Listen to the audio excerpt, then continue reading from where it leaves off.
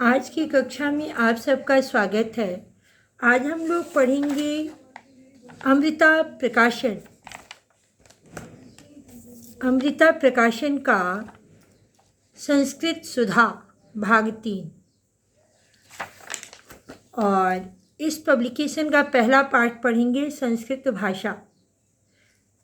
इस पाठ में हम लोग संवाद यानी वार्तालाप के माध्यम से विशेषण विशेष्य पद प्रयोग, संज्ञा पदानि, अकारांत पुल्लिंग नपुंसकलिंग च आकारांत स्त्रीलिंगम सर्वनाम पदानि तत् किं विशेषण विशेष्य समन्वयः क्रियापदानि हस पठ अस भू आदि। तो इस संवाद के माध्यम से हम लोगों को विशेषण विशेष्य का प्रयोग सीखना है। संज्ञा पद में अकारांत पुल्लिंग नपुंसकलिंग और आकारांत स्त्रीलिंग संज्ञा शब्दों के बारे में जानकारी मिलेगी। सर्वनाम में तत् किम शब्द की जानकारी मिलेगी। विशेषण विशेष्य में क्या संबंध होता है वो हम लोग सीखेंगे। और क्रियापद में हम लोग पठ, हस, अस और भू धातु के प्रयोग के बारे में जानेंगे। तो चलिए हम लोग शुरू करते हैं अपना पाठ। चेतना श्रीमन् यदा अहं संस्कृत भाषां पठिष्यामि तदा आधुनिकाः छात्राः उपहसिष्यन्ति। श्रीमान, जब मैं संस्कृत भाषा पढ़ूंगी तब आधुनिक छात्र यानी नए छात्र जो हैं छात्र उपहसिष्यन्ति यानी हंसेंगे या मजाक उड़ाएंगे।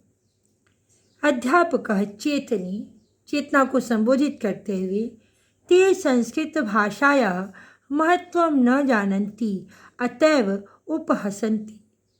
चेतना वे कौन? वे छात्र। वे संस्कृत भाषा का महत्व नहीं जानती हैं, अतएव इसलिए उपहसन्ति हंसते हैं या मजाक उड़ाते हैं। यहाँ पे आप देखेंगे तत् शब्द का पुल्लिंग बहुवचन में ते छात्रः के लिए ये सर्वनाम पद प्रयुक्त हुआ है। छात्रः जो है अकारांत स्त्रीलिंग संज्ञा शब्द है और पुल्लिंग संज्ञा शब्द है आकारांत, और उसके लिए यहाँ पे पुल्लिंग सर्वनाम शब्द तत् बहुवचन में ते का प्रयोग यहाँ पर किया गया है। चेतनी किम अस्ति संस्कृत भाषाया महत्व? क्या है संस्कृत भाषा का महत्व? अध्यापकः संस्कृत साहित्यमेव अस्माकं भारतीयानाम् आदिम साहित्यम वर्तते। संस्कृत भाषा में ही हम भारतीयों का या हमारे भारतीयों का आदिम साहित्य यानी पुराना साहित्य प्राचीन साहित्य है। अस्माकं सर्वे अपि ज्ञानं विज्ञानं संस्कृति सभ्यतादयो विषयाः अस्मिन् सन्निविष्टाः सन्ति। हमारे सभी ज्ञान विज्ञान संस्कृति और सभ्यता आदि विषय जो हैं अस्मिन यानी इसमें सन्निविष्टा यानी समाहित हैं। चेतना जना कथयन्ति यत् संस्कृत भाषाया अतीव कठिना अस्ति। लोग कहते हैं कि यह संस्कृत भाषा बहुत ही कठिन है। तत्र केवलम रूप रटनम भवति। वहाँ केवल रूप रटनम यानी रूप याद करना होता है।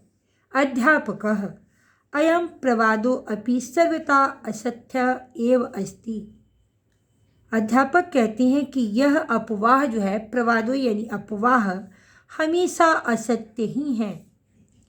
चेतना भवतु नाम असत्यम किंतु जना कथयन्ति यत् स्वकाठिन्येन इयं भाषा मृतभाषा अस्ति। भले ही यह अपवाह असत्य हो, किंतु लोग कहते हैं कि स्वकाठिन्येन इयं भाषा अपने आप में कठिन, यह भाषा जो है अपने आप में कठिन होने के कारण यह भाषा जो है मृत भाषा है, ऐसा लोग कहते हैं। अध्यापकः वत्से पठन पाठन पद्धति अवश्यमेव सम्प्रति ईदृशी विकृता वर्तते। येन पठने विद्यार्थिनः महत् काठिन्यम अनुभवन्ति। अध्यापक संस्कृत भाषा के महत्व को बताते हुए उसमें जो विकृति पाई जाती है, जो कमी पाई जाती है, उसकी चर्चा यहाँ पे करते हैं कि पठन पाठन पद्धति जो है, संस्कृत को पढ़ने और पढ़ाने का जो तरीका है, अवश्य ही इसमें वर्तमान में कोई विकृति है, ऐसी विकृति है जिसके कारण येन पठने, जिस कारण से पढ़ने में विद्यार्थी जो हैं बहुत कठिनाई, काठिन्यम, बहुत कठिनाई अनुभव करते हैं। कहने का मतलब है कि संस्कृत पढ़ने की जो पद्धति है, पढ़ने और पढ़ाने की, अवश्य ही वर्तमान में उसमें ऐसी कोई विकृति है, ऐसा कोई कमी है जिसके कारण विद्यार्थी जो हैं इसको पढ़ने में कठिनाई अनुभव करते हैं। चेतना किंतु मृतभाषा इति संदर्भे किं वदति भवान्? किंतु मृतभाषा के संदर्भ में, मृतभाषा के बारे में आप क्या कहते हैं? अध्यापकः किम अहम वाचिम, मैं क्या कहूँ? यस्मिन् अद्यापि सतत रूपेण लेखनम प्रकाशनम च भवति। मैं क्या कहूँ? यस्मिन्, जिसमें आज भी सतत रूप से यानी लगातार लेखनम और प्रकाशनम, लिखने और प्रकाशित होने होता है, सा भाषा कदापि मृत भाषा न भवति, वह भाषा कभी भी मृत भाषा नहीं होती है। यहाँ पे शिक्षक ये कहना चाह रहे हैं कि आज भी संस्कृत भाषा में हमेशा लिखने का और उसको प्रकाशित करने का कार्य हो रहा है। इस कारण जिस भाषा में लेखन और प्रकाशन का कार्य हो, वह भाषा कदापि मृत भाषा नहीं होती है। विविधानि नवनवानि ग्रंथरत्नानि तु प्रकाशयन्ति। आज भी यहाँ अनेकों नए नए ग्रंथ जो हैं प्रकाशित होते हैं। एवं संस्कृत भाषा माध्यमेन पत्रिका च प्रकाशयन्ति, और संस्कृत भाषा के माध्यम से पत्रिकाएं भी प्रकाशित होती हैं। पाठकः रुचिपूर्वकं पठयन्ते च, और पाठक जो हैं, पाठकों के द्वारा रुचिपूर्वक इसको पढ़ा जाता है। चेतना अहो संस्कृतस्य महत्वम्, आह संस्कृत का महत्व। अध्यापकः अयि चेतनी, अरे चेतना, इयं भाषा संगणकार्थम उपयुक्तमा भाषा अस्ति इति। अरे चेतना, यह भाषा जो है संगणकार्थम यानी कंप्यूटर के लिए भी उपयुक्त भाषा है। इति अहम न, ऐसा मैं नहीं कथयामि, कहता हूँ। इति अहम न कथयामि, ऐसा मैं नहीं कहता हूँ। अपितु विश्वस्य विदुषां मतं वर्तते, बल्कि यह विश्व के विद्वानों का मत है। चेतना अधुना संस्कृतस्य महत्वं ज्ञातम्, अब संस्कृत का महत्व ज्ञात हुआ, मालूम हुआ। संस्कृतम अवश्यमेव पठिष्यामि, संस्कृत को अवश्य ही पढ़ूंगी। प्रचारम च करिष्यामि, और उसका प्रचार करूंगी। तो इस प्रकार से संस्कृत भाषा के महत्व को इस पाठ में बताया गया है कि संस्कृत भाषा जो है आज भी विकसित भाषा है और प्राचीन काल में भी विकसित थी, क्योंकि हमारे जो आदि काव्य हैं संस्कृत भाषा में ही संकलित। छात्रों से मेरा अनुरोध है कि शब्दार्थ को याद करेंगे, जिससे उनके लिए पाठ के जो कठिन शब्द होंगे उनका अर्थ उनको मालूम हो जाएगा। अब हम चलते हैं इस पाठ के अभ्यास की ओर। तो सबसे पहला प्रश्न है, एक पदेन उत्तरम लिखत। एक पद में उत्तर लिखना है। आधुनिका छात्रा किम कुर्वन्ति, आधुनिक छात्र क्या करते हैं। तो पाठ के अनुसार आपको ये बताया गया है कि आधुनिका छात्रा, आप यहाँ देखेंगे आधुनिका छात्रा उपहसिष्यन्ति, आधुनिक छात्र क्या करेंगे, उपहसिष्यन्ति, उपहास करेंगे। तो आपका उत्तर होगा एक पद में उपहसिष्यन्ति। ख में है संस्कृते केवलम किम भवति, संस्कृत में केवल क्या होता है। तो आपको वहाँ बताया गया है कि संस्कृते केवलम रूप रटनम भवति, संस्कृत में केवल रूप याद करना होता है। तो आपका एक शब्द में उत्तर हो जाएगा रूप रटनम, रूप रटनम भवति। पठने विद्यार्थिनः किम अनुभवन्ति, पढ़ने में विद्यार्थी क्या अनुभव करते हैं। तो संस्कृत भाषा को पढ़ने में विद्यार्थी काठिन्यम अनुभवन्ति, कठिनाई अनुभव करते हैं। क्यों, क्योंकि इस भाषा के पढ़ने और पढ़ाने की जो पद्धति है उसमें विकृति है। ये भाषा कठिन नहीं है, लेकिन इस भाषा को पढ़ाने का जो तरीका है वो विकृत है, जिसके कारण यह भाषा जो है कठिन महसूस होती है। इयं भाषा किमर्थम उपयुक्तमा अस्ति, यह भाषा किस लिए उपयुक्त है। तो यहाँ पर होगा संगणकार्थम, यानी कंप्यूटर के लिए उपयुक्त है।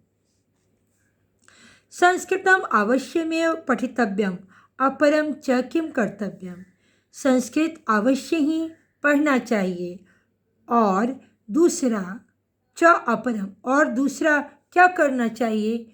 तो आपको संस्कृतम अवश्यमेव पठितव्यम अपरम प्रचारम च कर्तव्यम, और प्रचार करना चाहिए।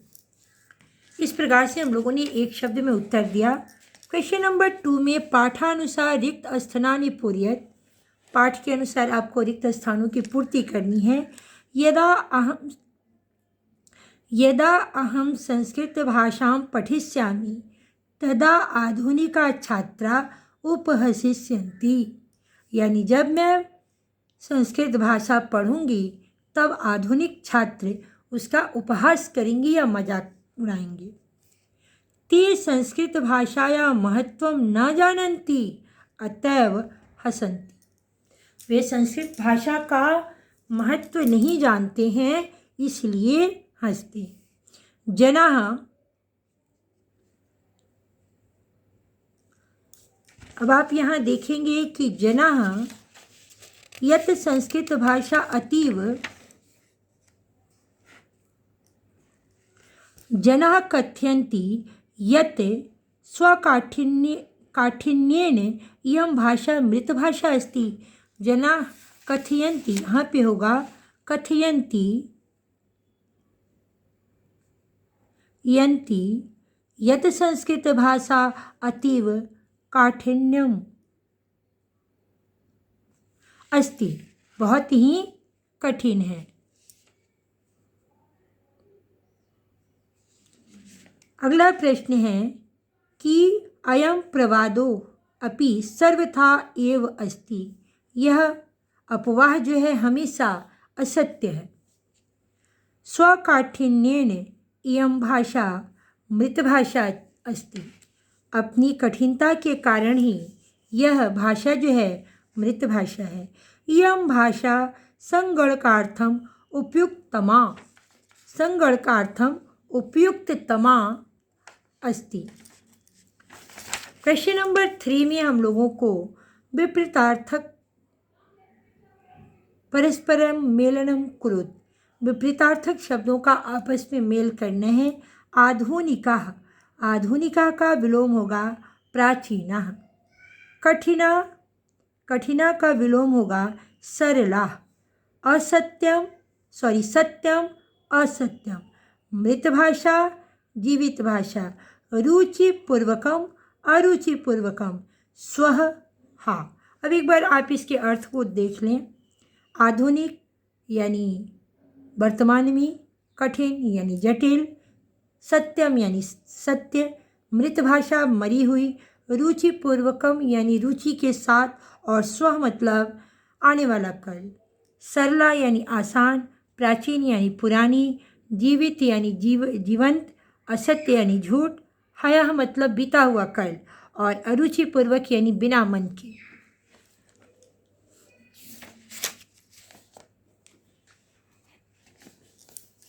क्वेश्चन नंबर 4 में शुद्धम विकल्पम लिखत, आपको विकल्प दिया गया है और शुद्ध विकल्प लिखना है। यदा अहम संस्कृत भाषा, यहाँ अहम उत्तम पुरुष एक वचन है और यहाँ पर आपको 2 विकल्प दिया गया है, पठिष्यसि और पठिष्यामि। तो अहम के साथ हमेशा लृट लकार में इष्यामि, इष्या व इष्यामः लगता है, तो इस प्रकार से आपका ये पठिष्यामि जो है सही होगा। अस्माकम आदिम साहित्यम वर्तते, भारतीयानाम आदिम साहित्यम वर्तते, हमारी भारतीयों का प्राचीन साहित्य है।